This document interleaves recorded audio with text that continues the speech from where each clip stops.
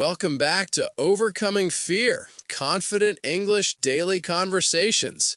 I'm Noah, your host, and I'm thrilled to be joined today by the insightful Eloise. Thank you, Noah. It's wonderful to be here, and I'm really looking forward to helping our listeners feel more comfortable and capable when speaking English. Today, we're diving into some truly practical strategies. We'll explore how to confidently initiate conversations, maintain that natural flow, and even gracefully recover when those inevitable mistakes happen. Eloise, why do you think focusing on these specific areas is so vital for building confidence? Honestly, Noah, it's because these are the moments where anxiety often strikes hardest. Knowing how to start, keep things moving, and not panic over a slip up can transform the entire experience. It shifts the focus from fear of error to the joy of genuine connection. That's a fantastic point, Eloise. It really highlights the emotional aspect of language learning. So let's get into the nitty-gritty. For someone feeling that anxiety, what's the very first step they can take to confidently initiate a conversation in English? Well, Noah, I always recommend starting small and simple. Don't feel pressured to launch into a deep philosophical discussion right away. A friendly, good morning, how are you? Or, excuse me, could you help me with something is perfectly fine. That makes sense. It's about breaking the ice without overthinking it. Are there any specific phrases or types of questions that are particularly effective for opening a conversation? Absolutely. Open-ended questions are your best friend. Instead of a yes or no question, try something like, what are your plans for the weekend? Or how was your day? This invites a more detailed response and gives you more to work with. Also, look for common ground. If you're in a coffee shop, you could comment on the coffee or the atmosphere. This coffee smells amazing. Have you tried it before? It's a natural way to connect. I like that, finding a shared experience. Once you've initiated, the next hurdle is often maintaining the flow. How do we keep the conversation from sputtering out after those initial pleasantries? This is where active listening comes in. Really pay attention to what the other person is saying. Don't just wait for your turn to speak. Listen for key words or ideas that you can follow up on. You can ask clarifying questions like, oh, you mentioned you're going hiking this weekend. Where are you planning to go? Or share a brief, relevant personal anecdote to show you're engaged. So it's less about having a script and more about genuine engagement and curiosity. What if you hit a wall, though? You've asked a question and the other person gives a very short answer, and suddenly there's silence. It happens to everyone, even in our native languages. Don't panic. You can gently pivot to a new topic. Speaking of weekends, have you seen any good movies lately? Or, if appropriate, you can even acknowledge the lull with a lighthearted comment. That's a great tip for navigating those awkward pauses. Now, let's talk about the elephant in the room for many learners, making mistakes. How can we recover gracefully when we stumble over words or use the wrong grammar? The most important thing is not to let it derail you. Everyone makes mistakes. You can quickly self-correct. Oh, I meant to say, and just keep going. Most native speakers appreciate the effort. If you're unsure, you can even ask for clarification. Did I say that correctly, or is there a better way to phrase that? It shows you're eager to learn, and people are usually very understanding and helpful. That takes a lot of pressure off, knowing it's okay to acknowledge it. Is there a point where correcting yourself too much becomes distracting? Definitely. A quick self-correction is fine, but constantly stopping to fix every tiny error can break the flow and make you feel more self-conscious. Focus on getting your message across first. So prioritize communication over perfection. That's a powerful mindset shift. What about when you simply don't understand what the other person has said? It's perfectly acceptable to ask them to repeat or rephrase.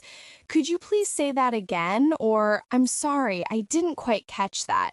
You can also ask, could you explain what you mean by that?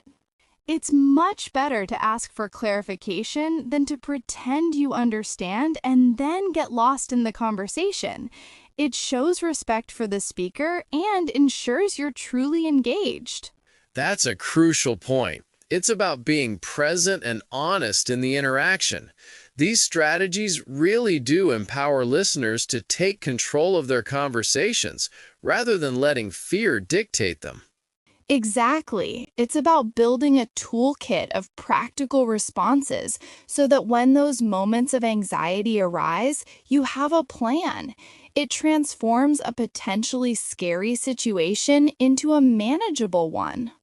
And that, I think, is the core of building confidence. It's not about eliminating fear entirely, but about having the tools to navigate it. Eloise, these insights are incredibly valuable. Eloise, these insights are incredibly valuable. It really sounds like the key is not just knowing what to say, but also having a strategy for how to approach the entire interaction. What's your advice for someone who feels prepared with phrases, but still struggles with the initial mental hurdle of actually starting? That's a very common challenge, Noah. Often, the biggest barrier isn't a lack of vocabulary, but the internal dialogue. I suggest a simple mental rehearsal. Before you even open your mouth, visualize a positive interaction. See yourself successfully initiating, even if it's just a brief exchange. So it's almost like practicing in your mind first. Does that help calm the nerves before the actual moment? Precisely. It primes your brain for success. And alongside that, try to reframe the interaction. Instead of thinking, I have to speak perfectly, think, I'm going to connect with someone and learn something new. Shifting that perspective can be incredibly powerful. That's a great way to take the pressure off. What about body language? Does how we present ourselves physically play a role in feeling more confident or even in how others perceive our willingness to converse? Absolutely, Noah. Nonverbal cues are huge. Standing tall, making eye contact, not staring, but a comfortable gaze, and offering a genuine smile can make a world of difference. It signals openness and approachability both to others and to your own brain. So, even if you're feeling a bit nervous inside, projecting that confidence outwardly can actually help you feel more confident? It's a feedback loop. When you adopt confident body language, your brain starts to catch up. It's a powerful tool for managing that initial anxiety. Plus, people are generally more receptive to someone who appears friendly and at ease. That makes a lot of sense. We've talked about initiating and maintaining, but let's revisit those moments when the conversation might feel like it's stalling or you're struggling to find the right words. Beyond pivoting, are there other techniques to keep the momentum going? Yes, definitely. One technique is called bridging. It's about connecting what the other person just said to something slightly different, but still related.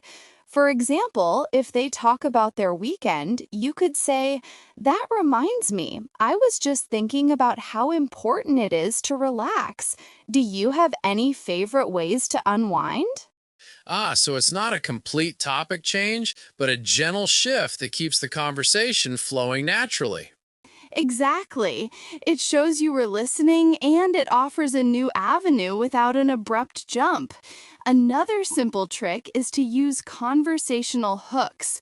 When you share something about yourself, try to include a detail that invites a follow up question. Could you give an example of a conversational hook? Certainly. Instead of just saying, I went to the park, you could say, I went to the park yesterday and I saw the most unusual dog breed I'd ever encountered. That unusual dog breed is a hook that encourages the other person to ask, "Oh, really? What kind of dog was it?" That's clever. It gives the other person an easy entry point to continue the dialogue. Now, let's talk about the aftermath of a conversation. Sometimes people dwell on their mistakes long after the interaction is over. How can we process these experiences constructively without letting them erode our confidence? That's a crucial point, Noah. It's important to reflect, but not to ruminate. After a conversation, instead of replaying every wrong word, ask yourself, did I get my message across? And what's one thing I learned or could try differently next time? So it's about focusing on progress and learning rather than perfection. Precisely. Celebrate the fact that you engaged at all. Every conversation is a practice session. And remember, most people are far more focused on what they're saying or thinking than on your minor linguistic slips. That's a comforting thought. It really shifts the perspective from self-criticism to continuous improvement. What about setting realistic expectations for ourselves? Should we aim for flawless conversations right away? Absolutely not. That's a recipe for frustration. Set small, achievable goals. Maybe for one conversation, your goal is just to initiate. For another, it's to ask two follow-up questions. Focus on one aspect at a time and acknowledge your progress. Breaking it down into manageable steps. That sounds much less daunting than trying to master everything at once. Exactly. Confidence isn't built in a single giant leap, but through a series of small, successful steps. Each positive interaction, no matter how brief or imperfect, adds to your overall sense of capability. Eloise, this has been incredibly insightful. The blend of practical techniques and crucial mindset shifts truly provides a comprehensive approach to overcoming fear in English conversations. Thank you for sharing your expertise. Eloise, this has been incredibly insightful. The blend of practical techniques and crucial mindset shifts truly provides a comprehensive approach to overcoming fear in English conversations. I'm curious, though, what about the fear of judgment? Many learners worry about how others perceive their accent or grammar. How do we tackle that specific anxiety? That's a very real concern, Noah, and it's something almost every language learner faces.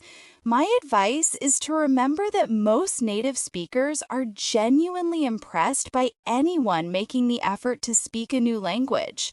They're usually focused on understanding your message, not critiquing your grammar. Think about it from their perspective, they appreciate the connection. And honestly, a slight accent often adds charm, not a barrier. That's a comforting thought. It shifts the focus from self-consciousness to the positive intent of the interaction. So, how can someone internalize that perspective when they're in the moment and feeling that wave of self-doubt? One technique is to consciously reframe your internal dialogue. Instead of, "What if I sound silly?" try, "I'm brave for trying and I'm going to communicate my idea." It's about giving yourself permission to be imperfect. Also, remind yourself that communication is a two-way street. The other person is also working to understand you, and that shared effort builds rapport. I like that, focusing on the shared effort. Beyond individual conversations, how can our listeners build a consistent habit of speaking English, even when opportunities feel scarce or intimidating? Consistency is key, Noah. Start by integrating English into your daily routine in small ways. Maybe it's narrating your morning coffee routine to yourself in English or describing your commute. You could also find online language exchange partners, join a local English conversation group, or even just practice ordering food in English when you're out. The goal is to make it a regular, low stakes activity. Those are excellent, actionable ideas. It's about creating your own opportunities. Now, we've talked a lot about phrases and techniques, but what about preparation beyond just memorizing vocabulary?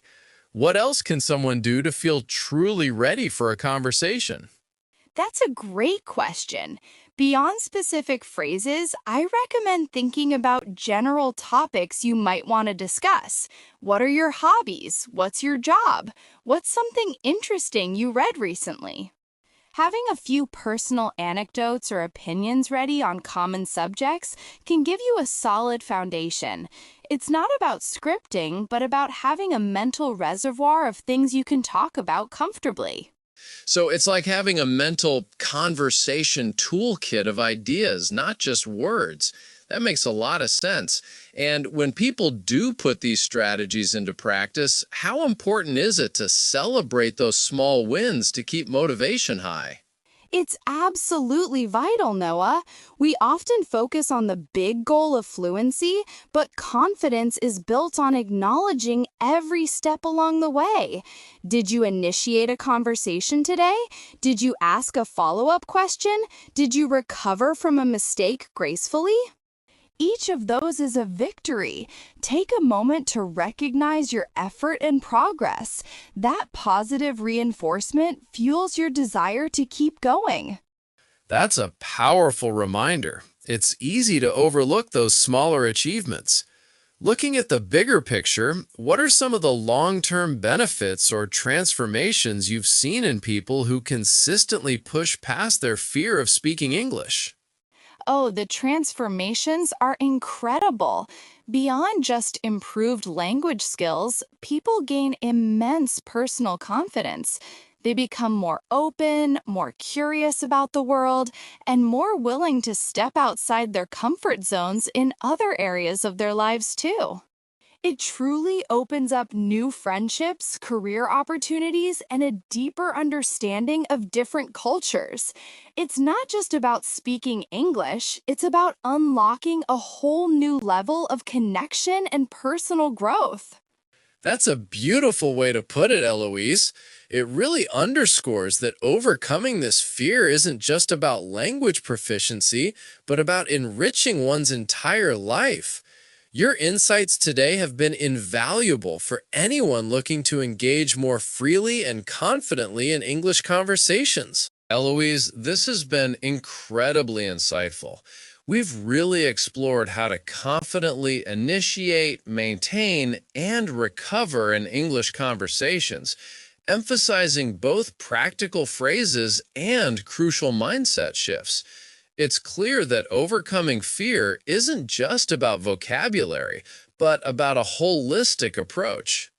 Absolutely, Noah. It's about empowering listeners with a toolkit, not just for words, but for navigating the entire interaction with less fear and more genuine connection. Remember, every conversation is a step forward. And that journey from taking those small steps to celebrating every win truly builds lasting confidence. Thank you so much for sharing your expertise and helping our listeners unlock a whole new level of connection and personal growth. My pleasure, Noah. To all our listeners, keep practicing, be kind to yourselves, and embrace the joy of speaking English.